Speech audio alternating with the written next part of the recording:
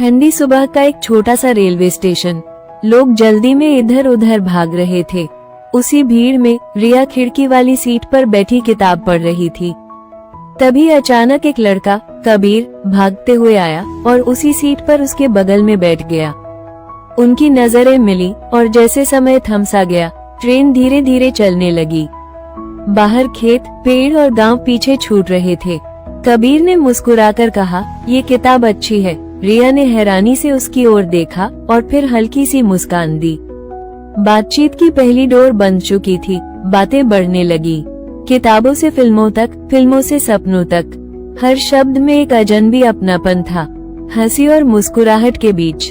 वो सफर उनकी जिंदगी का सबसे खूबसूरत पल बन रहा था। कबीर उसकी हर बात बड़े ध्यान से सुन रहा था। रिया को लगा जैसे बरसों बाद किसी ने उसे सच में समझा हो।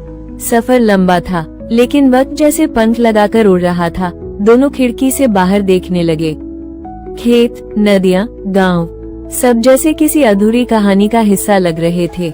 उस पल में दोनों अकेले नहीं थे, बल्कि एक दूसरे के साथ थे। जैसे जैसे मंजिल करीब आ रही थी, वैसे वैसे खामोशी बढ़ रही थी। दोनों के दिल में एक ही डर था, कहीं ये सफर यहीं खत्म न हो जाए। ट्रेन रुकी, स्टेशन पर भीड़ थी। रिया ने किताब बंद की और कबीर ने उसे देखा। कहने को बहुत कुछ था, मगर दोनों की जुबान चुप थी। आंखें ही सब कह रही थी। अचानक कबीर ने अपनी नोटबुक से एक पन्ना फाड़ा और जल्दी से रिया की किताब में रख दिया। वो कुछ बोले बिना बस हल्के से मुस्कुरा दिया। रात को जब रिया ने अपना सामान खोला, किताब से वो पन्ना गिरा।